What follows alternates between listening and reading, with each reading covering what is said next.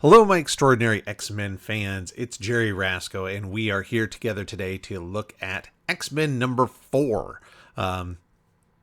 This is a super fun issue. It features the return of one character. We're only 4 issues into the series, and we're already returning one character, and the introduction of a lot of new things to the series. So that's definitely exciting and something to review with all of you.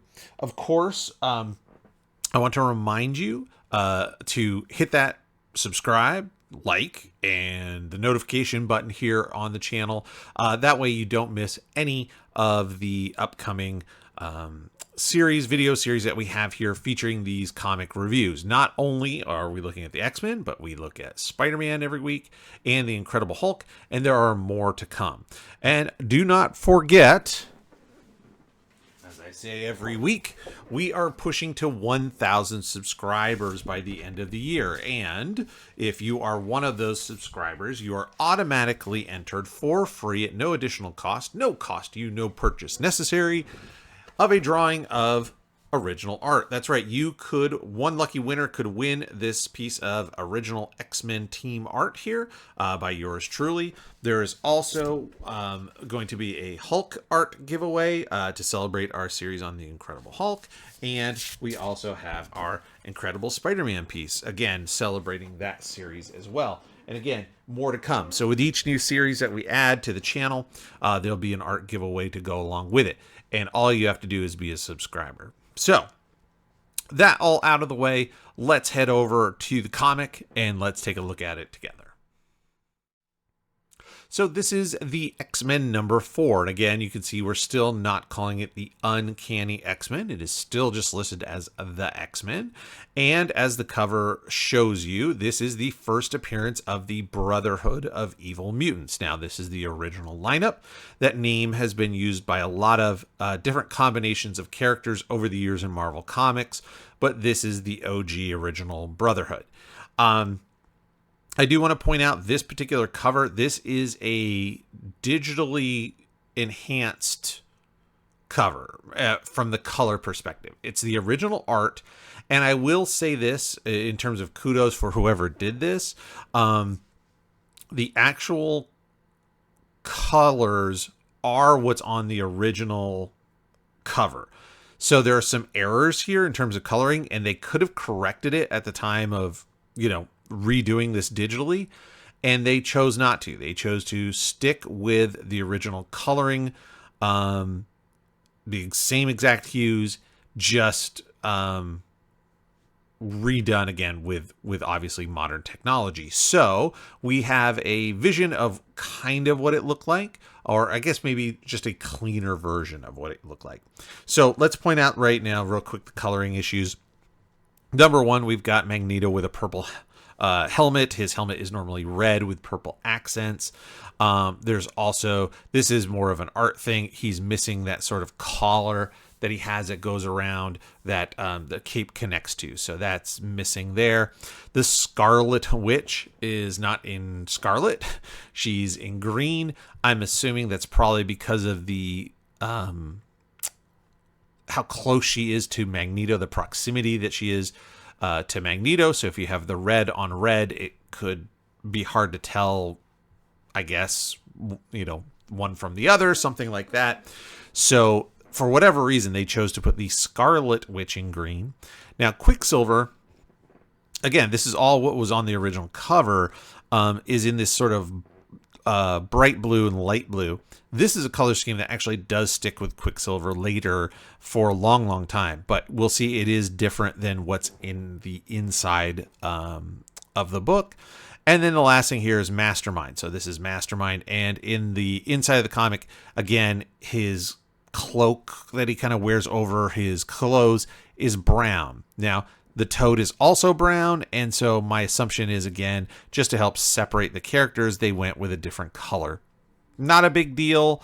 Maybe the only one that kind of really is impactful is the fact that the Scarlet Witch isn't in Scarlet here in her the first appearance that we have of the character, but it's corrected on the inside, so no big deal.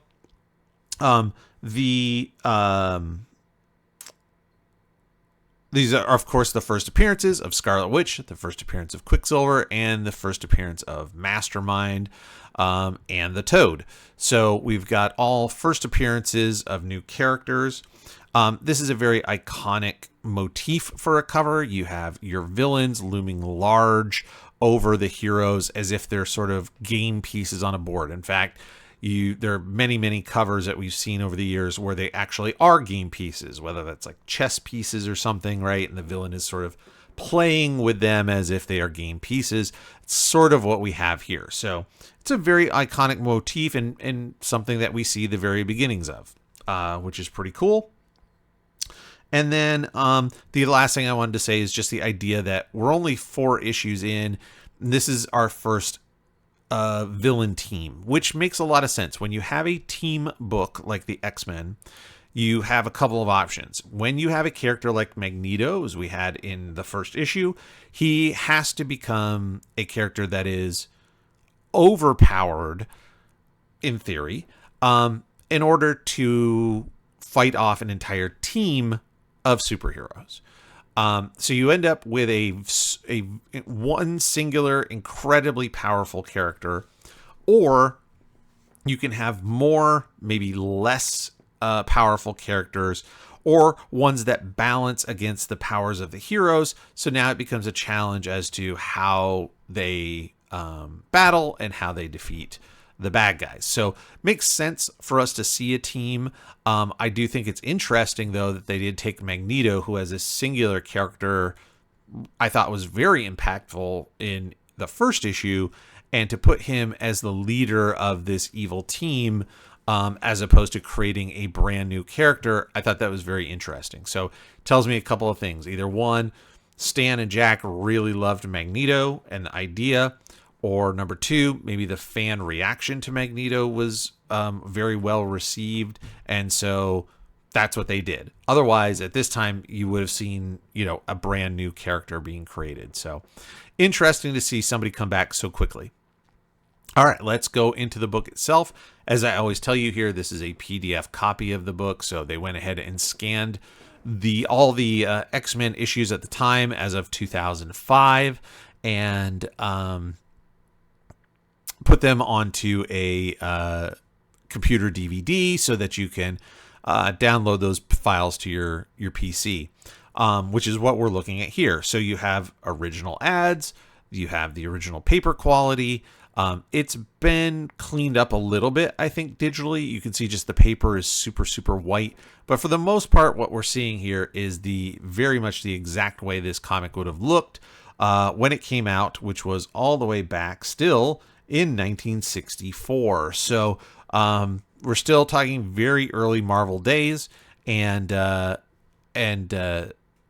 early comics. We have the same team, the same creative team as we've seen so far. Stan Lee writing, Jack Kirby penciling, and Paul Reinman doing the inking. So interesting. Jack Kirby worked with a lot of inkers over the years. He has some really great partners. Certainly, I think Joe Sinnott is probably one of the more famous inkers that Jack worked with, or the most notable, I would say, inkers that Jack worked with over the years, especially on their long Fantastic Four run. But it's clear, you can always tell there's just Jack Kirby's work is incredibly unique, incredibly iconic in the way that he used lines to create these images. And so even with other inkers, you can pretty much tell a Jack Kirby work from anybody else. And that's what we've got here. It's a nice splash page jumping into the story. We start a lot of these X-Men stories, as we've seen so far, just 4 issues in, with the Danger Room. They really enjoy doing it. It's just a quick way to recap for maybe a new reader. Again, you have to remember, 4 issues into a series, you probably have people who are either, didn't pick up the first ones and are kind of trying it out, or word of mouth, and then they've picked it up. So you have to keep reintroducing the characters regularly on this early phase of the comic. Not everybody knows, who the Beast is, what are his powers, how does Cyclops' powers work, etc., etc. So you have to do it, and the Danger Room is great. And the Danger Room is also unique to the X-Men because they're in a school. So there are plenty of other, comics where, we don't have that luxury of the training and the school piece of it like we do with the X-Men. So it's a great way to take advantage of it. Let's see here. I like the very thick contour, which is the outside ink line around the Beast. It helps push him forward towards us, which is great. And as well as the multiple layers of overlapping also do it as well. So you've got the fire in front of the Beast in front of these sort of, weird poles coming out in this obstacle course he's running, and then everything overlapping the figures in the back. Now, there's two things I would like to see differently here. Number one, and I actually, again, as I always tell everybody, I've read the comic, and then I go back and I reread the comic before the video, and I make notes about the comic. And I just realized that this right here, which doesn't work, and I'll explain why. So the Angel, his wing is overlapping the edge of this wall here, which means that means he's closer to us than the edge of the wall. But you can see there isn't a lot of distance between the edge of the wall and these sort of pillars or posts or whatever they are coming out at the Beast. That would make the Angel very, very small because he's in scale with these folks who are well behind and should be behind the wall. So it's kind of a weird overlap there, and it kind of messes up the scaling a little bit. It's a real simple little thing of just including that line and having the corridor the Beast is going down overlap the characters as opposed to the other way around. And then the last thing I was going to say is, at first glance, I thought it was a little strange because there's no shadow underneath the figures standing on the floor. And so they float in space, kind of. They're above, but then it took me a second to see this little line back here, which is the bottom of where the wall or where the floor meets the wall. And realized, oh, this green is actually the floor.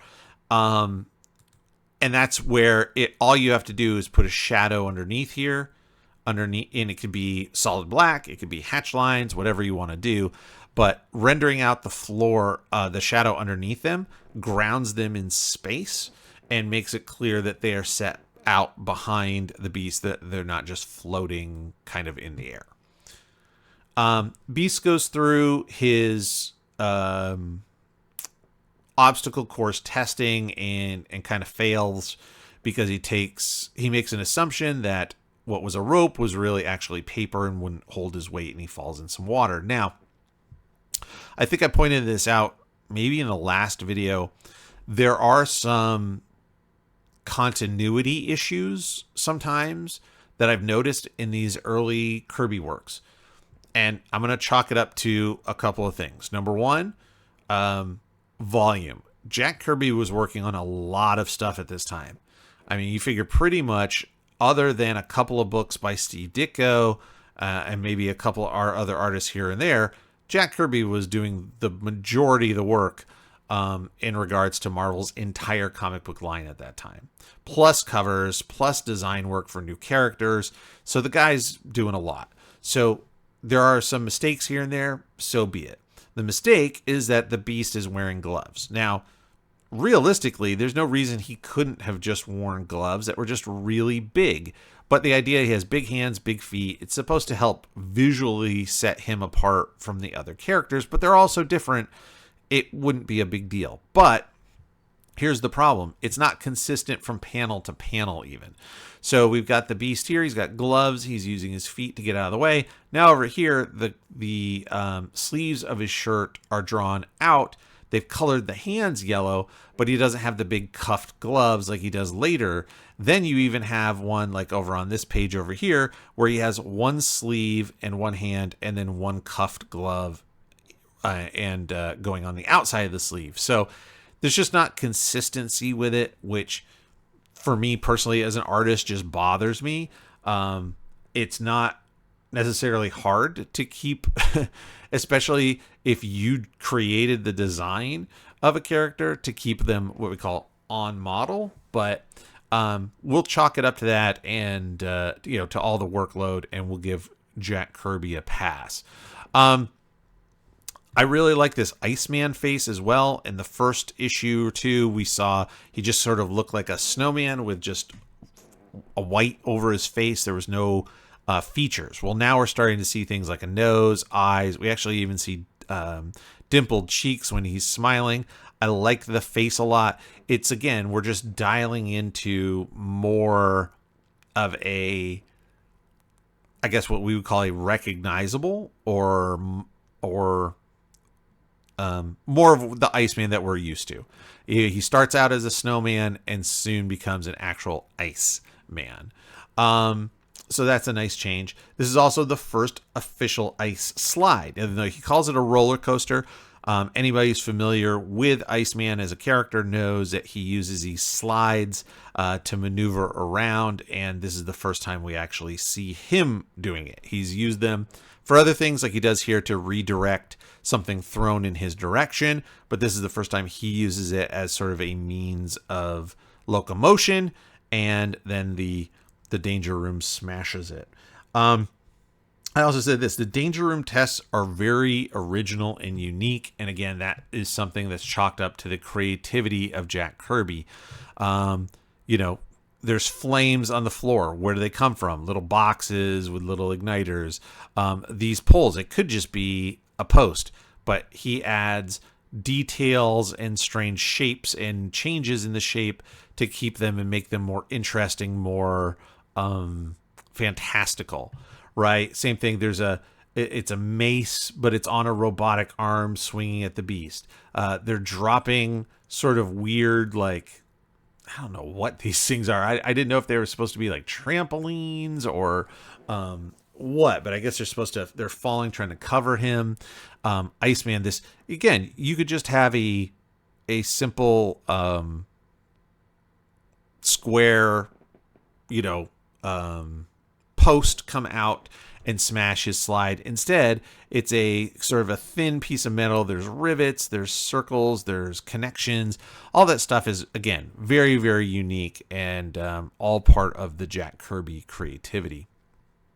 This image over here, as Iceman gets hit by steam and it knocks melts all of his protective icy coating off, is really nice. That's a very good figure in terms of the reaction, and I like the shading out in the steam, so it tells you the steam is a little more heavy on the bottom part, and then as he's kind of poking out the top here, but nice body twist and reaction. If you don't have, like Iceman doesn't have the same kind of facial features that everybody else would, or if the character's small, you've got to sell things like a character in Jeopardy or in Trauma with their body language, and that does this very, very well. Arching that back, twisting the head and the upper body, that's a great way to show that tension or, again, the anguish of somebody when you can't necessarily just focus on their face. They continue their training. Jean Grey has a box, and inside is a cake. And now she says it's a birthday cake. However, they don't seem to indicate that it's anybody's birthday. Professor Xavier says it's 1 year since class started, and so we're going to celebrate. Now, I said this, I don't know if that means, because does that mean it's 1 year since issue number 1? Possibly. We know that the other class, Beast, Cyclops, Angel, and Iceman, started before Jean joined. So is this 1 year since Jean came and completed the team, or 1 year since he started his first started training Cyclops, who was the original X-Man? Hard to say. They're not very clear.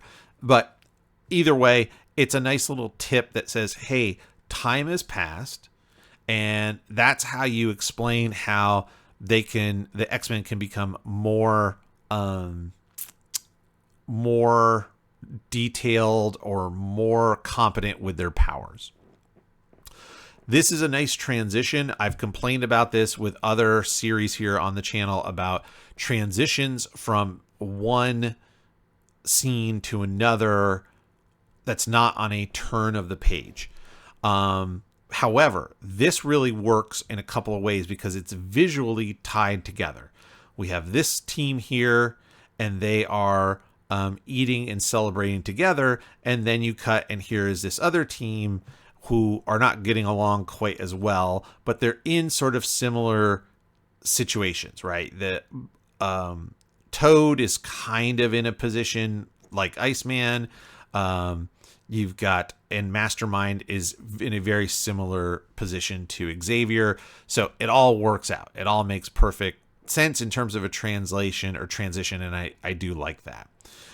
You can see the color changes here from the cover. So Quicksilver is now in green and the Scarlet Witch is in red. So that all works out quite well. And then when you cut over to the next page, this face of Mastermind laughing is a super Jack Kirby face. Like, again, so if you're familiar with Jack Kirby's work, at this point he's at Marvel and he's doing everything. He is establishing himself as the king, right? Not only is he doing the majority of the work, but he's also really setting up the look for Marvel Comics in terms of the aesthetic. And he's also really creating this visual shorthand that we understand for a lot of things, whether that's how powers work, really emphasizing the hands coming at people, the way they twist and turn. We still use these hand poses today, and these are Jack Kirby hand poses. So that's really important. So Jack's doing a lot of that work, heavy lifting here, but that face. So where I was going is, after things kind of break apart with him and Marvel, he goes over to DC Comics and he does a bunch of stuff, including what they call the Fourth World, which has to do with the New Gods and characters like Darkseid and Orion and stuff. But this face feels like it's right out of that era of Jack Kirby. So even though some of the other stuff here is very early work, this really feels like a more finished, complete Jack Kirby style is showing through.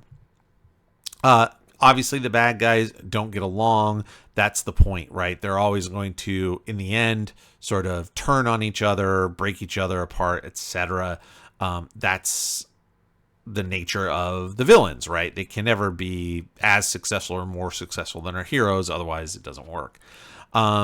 So there's tension, and of course, anytime the Scarlet Witch is in trouble, Quicksilver is right there as her overprotective brother, and so we're seeing the beginning, the first touches of that relationship as well. There's a great face on the Toad. So they're talking about their leader, and this is where we find out. Of course, we knew from the cover, but this is where they officially their leader is Magneto. But I like this Toad face. There's a couple other images of the Toad, kind of more close up, and really emphasizing that toady look, that super wide mouth, the wrinkly kind of bulgy chin like a toad, and the small eyes above. Really captures that name and that sort of persona very, very well. Here, Magneto steals an old ship. We'll get to that. Seems superfluous, but it is what it is. And then I like this. So Angel sees the boat, doesn't know Magneto's there, of course, which makes perfect sense. Why would he? And, so you go, okay, no problem. But this face, Magneto's face, so he sees something and goes, oh, it must have been a seagull. But if you look at, maybe it's just because they don't color in the irises of his eyes, but they're super wide, and you see all that white, and he looks like he's deathly afraid, even though the dialogue says, it was just a seagull, which I thought was funny. Just the super scared look on his face for something that he brushes off as no big deal. Interesting. Xavier's very nervous about the boat. He senses something is not wrong or not right, and of course that's exactly what happens. There's another one here. This is what I'm talking about, like this Toad face. This is really, really good. I mean, it just feels like if you colored him green, he looks toady, like a Toad Man. Like, I like the nice dark set under the eyes, or above the eyes is great. Again, that big wide mouth and that lumpy underneath there under the chin.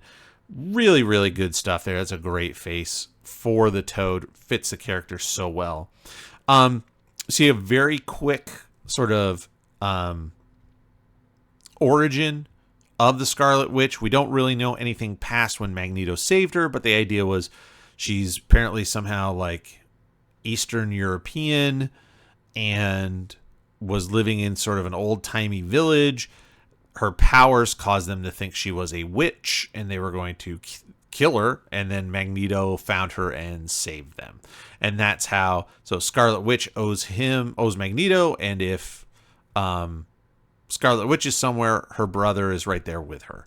So that's how we get a little origin of how that all came together. And we also see the first appearance here of the first Magneto Island base. So over the years, I think it's either this one or another one come back a number of times. So Magneto loves his secret bases, and he moves around between them quite a bit. But this is the first time we've seen that.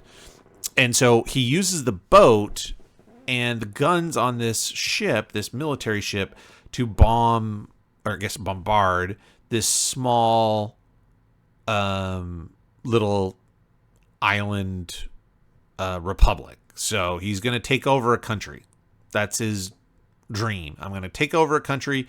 I'm going to destroy the human beings and show everybody that a mutant country, what that would be all about, and why it's so much better. So that's kind of his plan. Magneto, or Xavier, figures it out, and he alerts the team, hey, we got a problem. And while the team is coming, Xavier is using his mental powers to communicate with Magneto.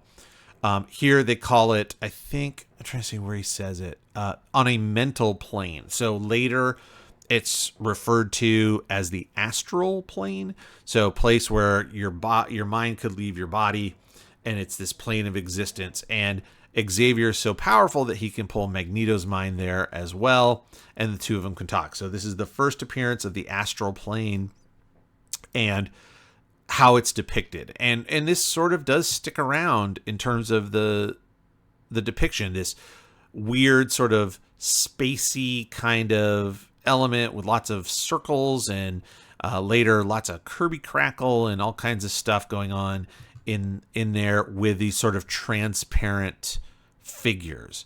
So that's kind of that big establishment of the story. And so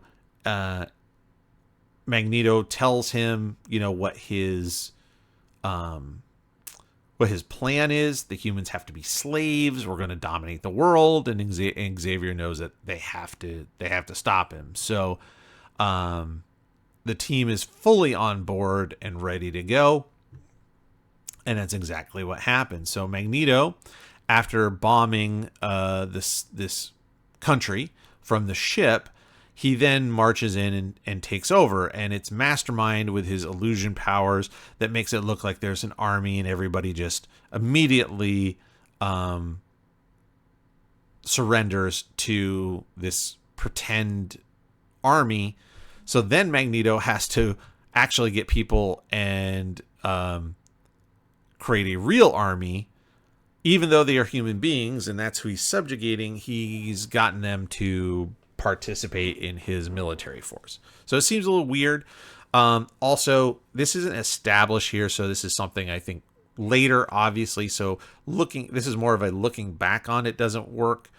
And that is that just the design of these characters, the purple color is fine. That's tied with, connected with Magneto. That's great.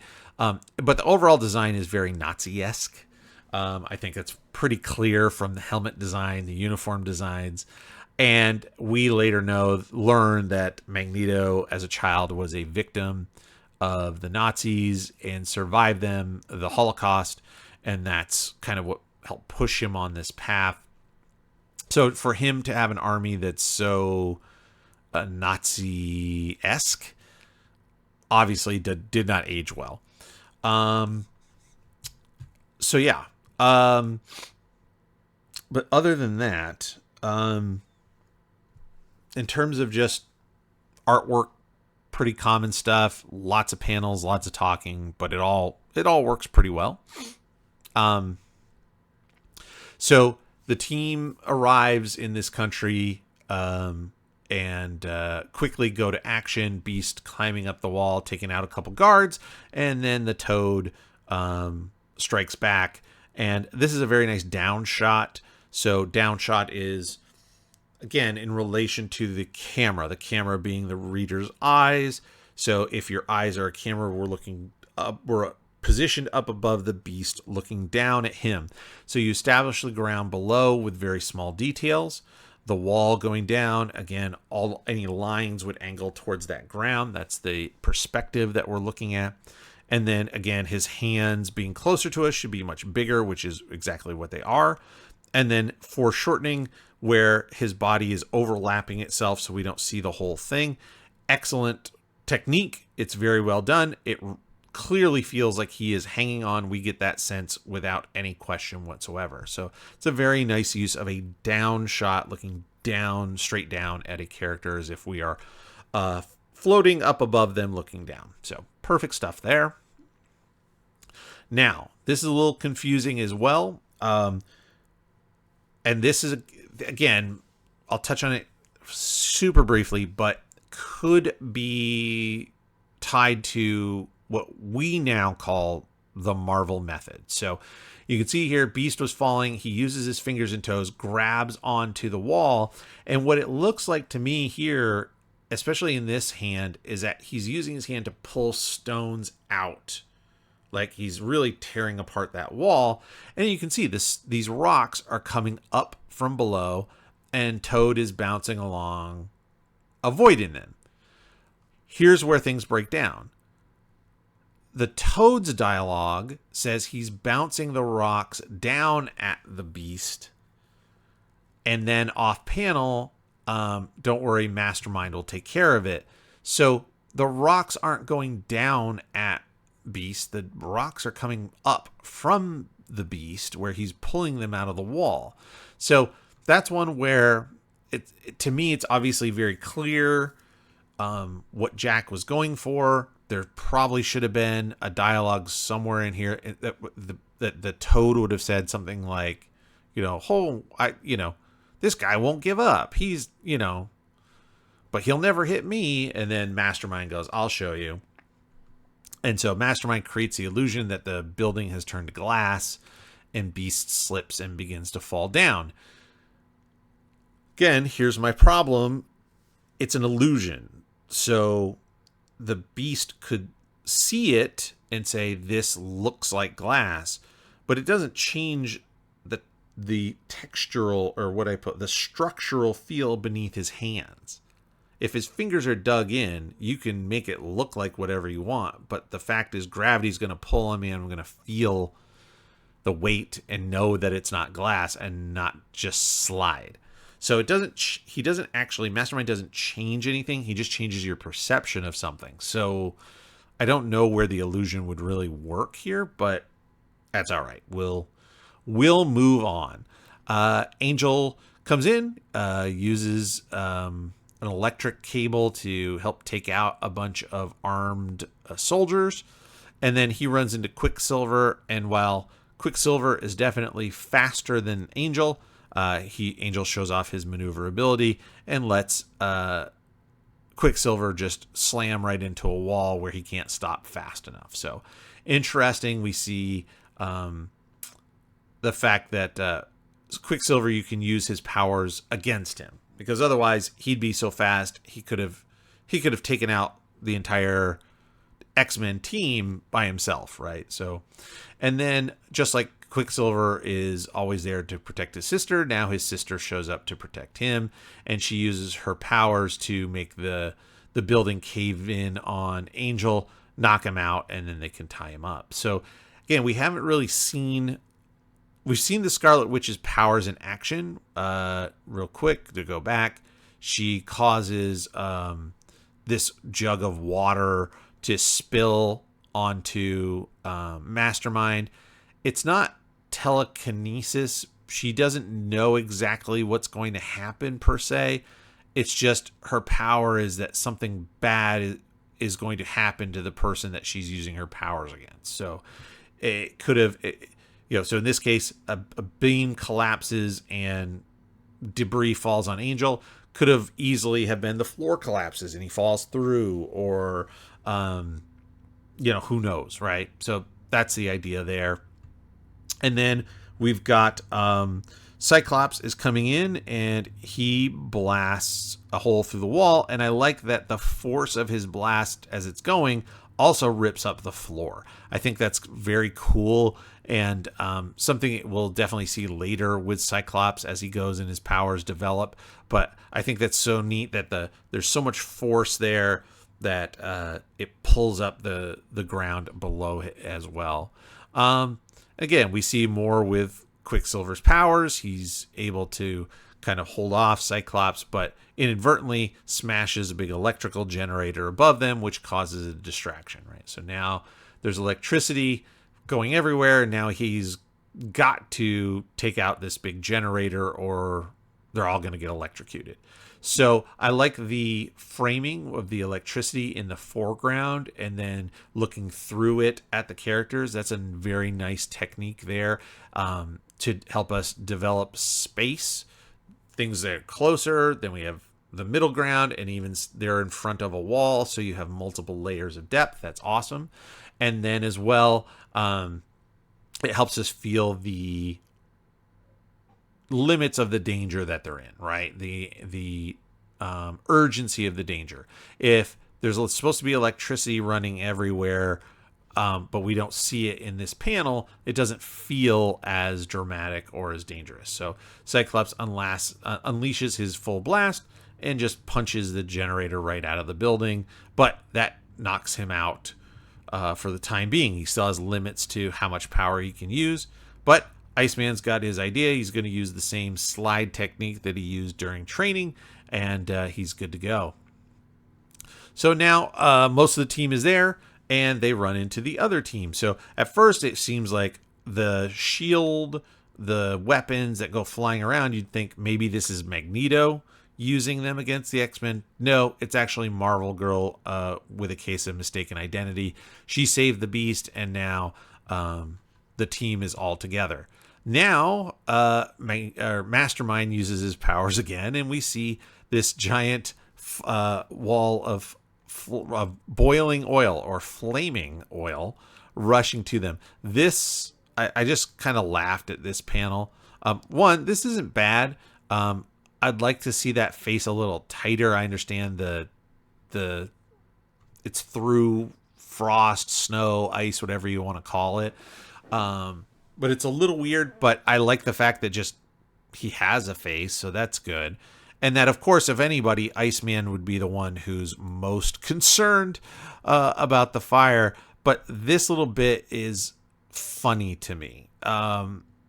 Yes, there's a lot of flame, and then this itty-bitty little figure running right at the edge of the panel seems, I don't know, it just seemed very cartoony, very Looney Tunes kind of stuff.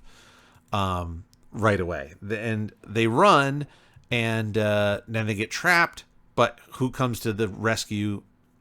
It's Xavier, and he explains to them it was just an illusion. So they're going to make their move all together. Magneto knows he can't stop all of them, especially if Xavier is with them. So it's time to go. So he sets up a dual system, hoping to get rid of them. First, there's a bomb at the door.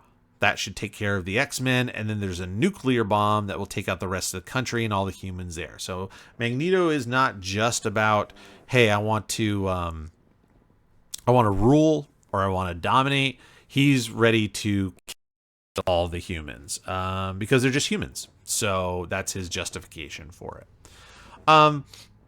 Overall, not bad. The one thing I thought, like this panel here with the big eye, doesn't work great for me, only because it takes a minute. You have to understand, like, who is it?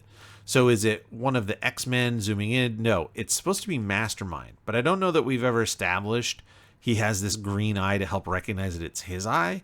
So all you have to go by is the fact that he says my masterful illusion. So therefore, okay, it's Mastermind.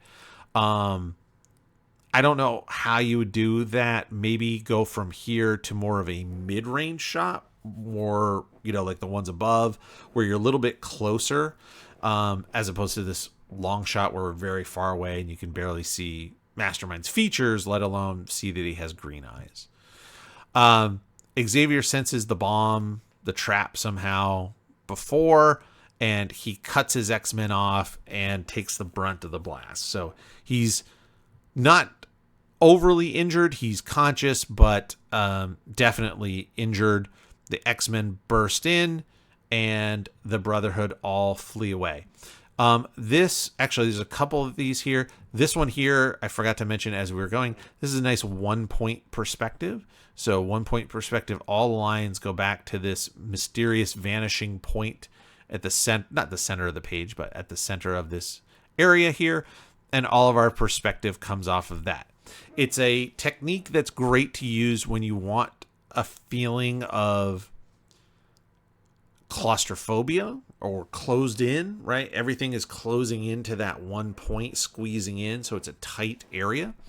The other thing it really does help emphasize is how far they've moved, because you can draw that point way, way, way back, so it creates not just a depth, but a lot of depth in a two-dimensional space. And so that's a nice use of that kind of perspective. Terrific for things like, again, hallways, tunnels, things of that nature. We see that again here as the Brotherhood go to escape. They've got like this slide. It's escape hatch. They slide away, and you're using the same thing, 1 point perspective. So it's everything is coming off of this point in the center of this square up here, and they are rushing right at us. So nice use of that perspective as well. Quicksilver, however, is the one that has second thoughts, and he doesn't want to be a murderer or commit genocide or whatever you want to call it in terms of blowing up an entire nation. So he disables the nuclear bomb before he takes off. The X-Men go back to Xavier. He's going to be okay, but he appears to have lost his powers. He says the accident has disrupted his powers. They may never recover, and for them to leave him, but of course the students won't. They're going to take care of him, bring him home, and then they will go find the bad guys again later. So here we go. We're left with this, I called it a montage cliffhanger. It's not a montage, but these floating heads over the prone body of an injured Xavier, right? You could have drawn the actual figures, but this is very common. We see this a lot in the early Spider-Man issues. We've seen this in other Jack Kirby issues. We saw this in early Hulk issues as well, where you get to that last panel and we just sort of use faces to give in that last little bit of information as a cliffhanger, and then we move on. So, first cliffhanger of this series as well.